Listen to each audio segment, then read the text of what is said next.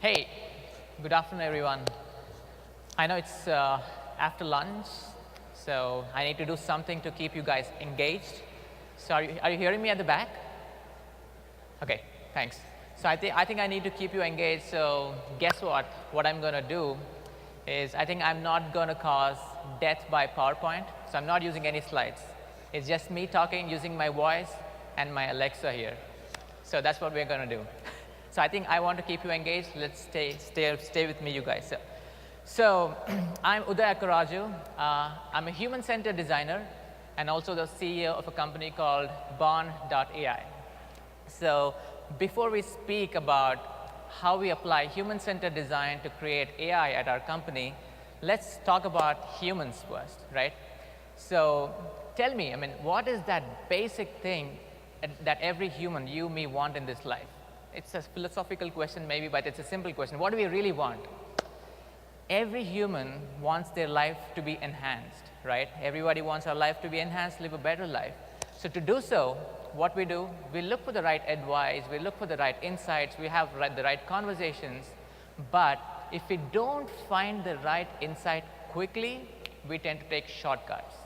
And as a result of taking a shortcut, what happens is we end up where we really don't intend to be. So maybe that's not our fault. Maybe really it's not our fault. There's so many distractions out there. There's so many shortcuts actually waiting for our attention span. We get disturbed, right? So do you know what the attention span of an average human is today? Any guesses?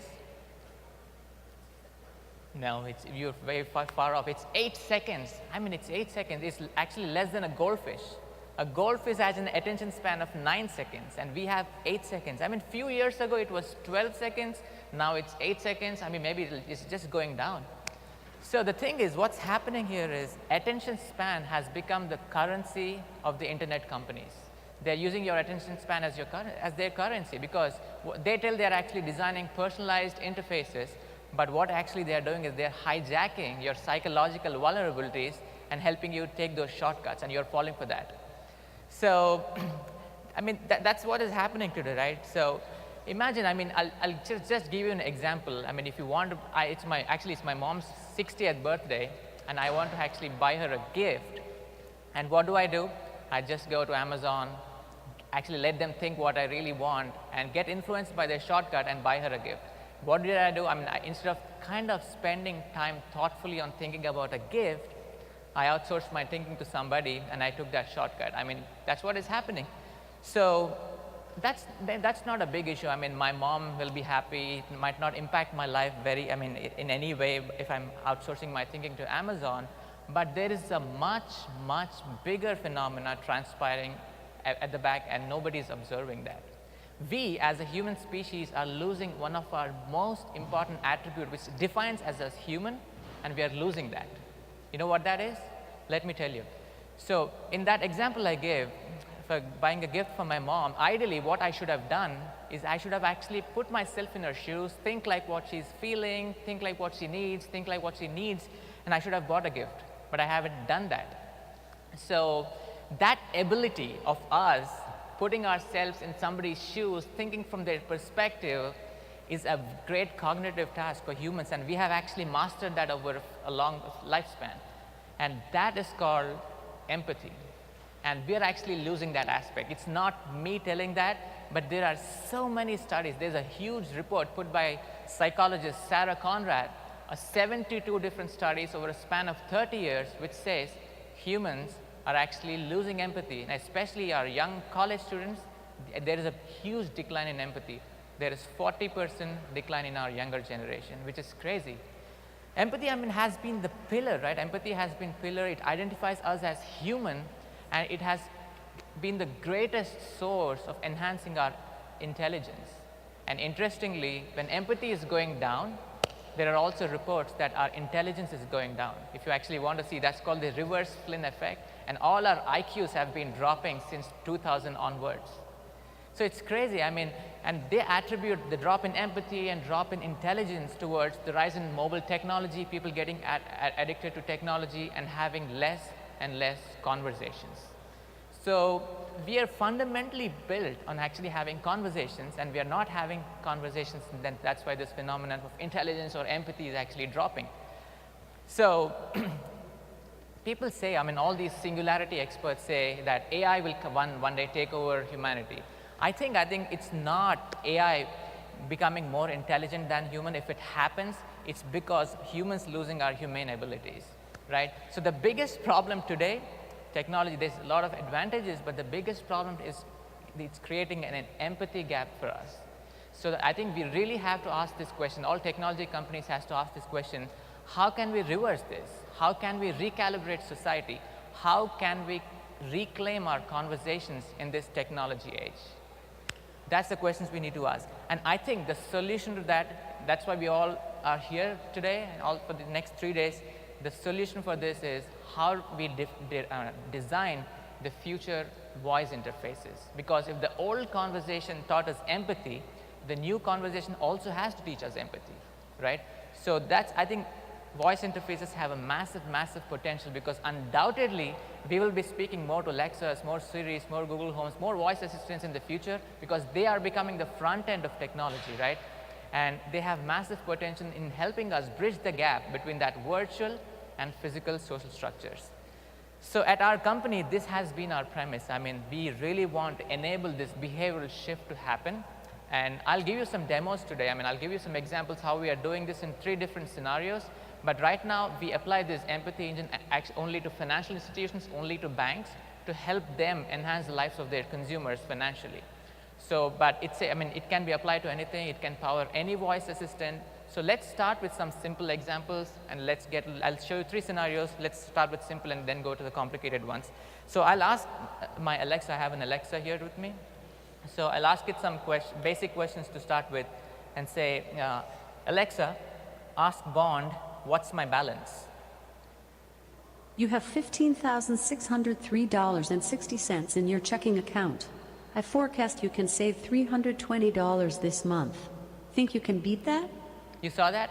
There are 2 answers to that question. The first one is a straightforward answer where it says, hey, you have this much balance in your account. But the most important part is the second, that the insight it is actually giving. It's not giving you a straightforward recommendation, say, hey, do this, but it's actually kind of making you think, you can actually save $320 this month. Think you can beat that? So it's up to you to decide, because you know better, but the most important part is actually trying to make you think more reflective in your thought process. So every conversation has a unique insight. So this is a simple example. The way we do this is, again, I mean, it's human-centered design. It's very, very important for us, is once we integrate with the data of a bank, we take the data, extract for deep behavioral attributes, habit patterns, spending patterns, and what we do is create a unique persona for every consumer of the bank. And once we create a persona, we immediately identify what the customer has been doing and what she or he needs in the future to enhance their financial lives. And these insights, I mean, for me, that was the insight, but it will be different for every consumer and every persona. So let's take a little more complicated example and ask Alexa, ask Bond if I have any upcoming bills. Yes, your credit card bill is due on the 28th and a Geico payment is due on 30th July. What's due on my credit card? The current amount due is $1,348.60, and the minimum payment due is $25. Can you transfer $25 from my checking, please? Sure, but you know what? You can pay up to $350 this month without affecting your regular spending. Do you want to do that? Sure. Done. You've reduced your debt by 16%. Way to go! See that? I mean, see again, the thing is, it's trying to make you think with something which I might not have thought of, right? So generally I pay my $25 minimum payment due every month, but it gave me an insight that actually I can pay more than what I actually can afford, because I didn't think about that. So what happens is, next time I pay my bill, I will think, okay, maybe I'll pay more than what Bond is suggesting, because I know the intricacies of my finance better than anyone. Bond is just planting a seed in your head, right? So, and the second most important thing is context, and everybody's talking about context, but that insight was given at the right context. If it was a standalone insight, I would not have paid attention, or anybody would not have paid attention. But that came at the right time because it saw my persona. It says I have a huge credit card debt, but like everybody has. So it said maybe I can pay more and I can reduce my credit card debt. So what Bond has is it has a context queue. It builds a context queue with all the insights. And while we have a conversation with our platform, as soon as it realizes the context, it dynamically builds an intent to calibrate user input. So in the first example, we saw a persona-based insight. In the second example, we saw a persona-based insight, but it's very contextual. Now let's see another, maybe a more complicated example, a third scenario, and see how it reacts to the empathy engine. Alexa, ask Bond if I can help me buy a dream house, my dream house. Sure. Have you finalized the house you want to buy? Yes. Well done. I see this is your first house. Is that right? That's right. Wonderful. Where is this house located? Little Rock, And what is the value of this house? 300,000. Do you think you can make the ideal down payment of $60,000? No. Okay, don't worry. I'll help you with this. Do you have a co-applicant? No. That's fine. Hey, by the way, I see you have $17,511 in your savings account. Do you wish to use this amount for the house goal? Sure. Okay, let me analyze. Bravo! You are pre-qualified, and I can help you get 20% down payment in 17 months with the best mortgage offer ever. So ready to start saving for your new house? Let's do it. Awesome. In the next 17 months, I will help you save, optimize your expenses, and invest to meet your goal. Let us rock. See, it's that simple. I mean, it's actually helping me with something I haven't achieved before. But the most important part in this example is the next 17 months. So with all these distractions out there, for me to actually stick to the insights the system is giving, it's very, very difficult. So in such scenarios, what the empathy engine actually does is with all these predictive insights, it actually creates a storyline.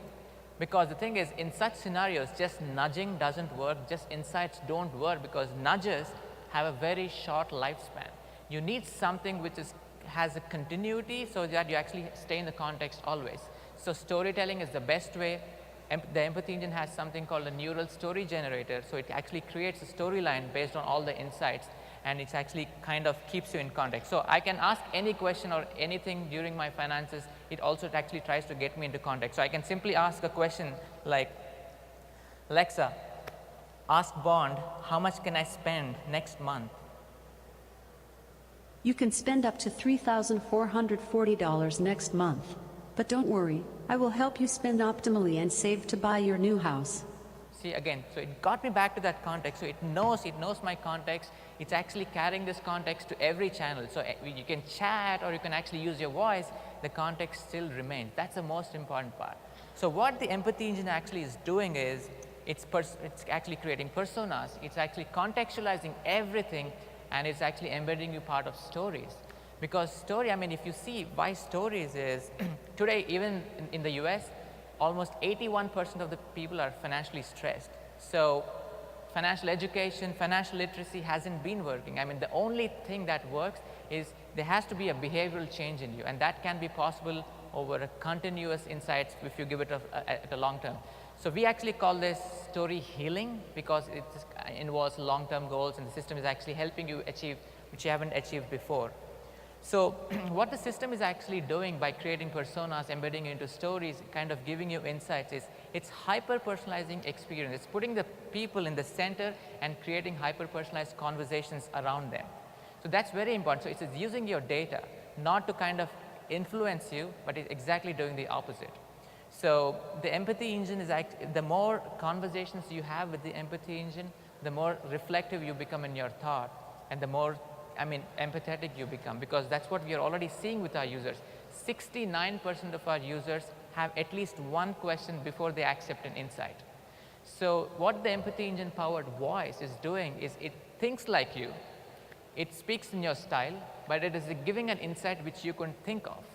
So, I mean, people say, I mean, when you're in trouble, actually look to your inner voice, listen to your inner voice. That's not true. You'll be doomed, because if you listen to your inner voice, it's like confirmation bias. I mean, you actually know, I mean, you understand, you take a decision based on the knowledge and experiences you have. You need something beyond your thought process. So, it is the empathy engine, what it's trying to do, it's not being just human, but it's being more than human, but it is staying humane, because it is empathizing with you, and it's also helping you empathize with your future self. This is a kind of, I mean, really a future we really want to be, right? Because voice kind of driving and being your external voice and helping you enhance your life. But we don't want to do this alone. We are just scratching the surface. I mean, today at Voice, we really want to announce that we are launching our platform to everyone. We are actually opening up our SDKs, APIs to everyone to actually develop on top of the empathy engine. So we are inviting all psychologists, sociologists, voice experts, machine learning engineers to have a multidisciplinary input to the engine, so that we can build a deep foundation for an empathetic voice and empathetic machine intelligence. So, I mean, if you want any details, I mean, you can talk to me or my team after my keynote. So the thing is, I really want to tell all the technology companies out here, including us, including the big companies, is preventing any further decline in such attributes like empathy and intelligence has to become our responsibility. And we have to make sure that, I mean, it doesn't decline in the future. We have to make it a top priority, because it's affecting us, it's affecting our children, and it's also affecting the future of work, right? So I think I'll end by saying, I mean, Charles Darwin, right, the father of our evolution, said it's going to be survival of the fittest. But I think for this generation, I think we definitely need to rewrite that and say it's going to be survival of the empathetic. Right, thank you.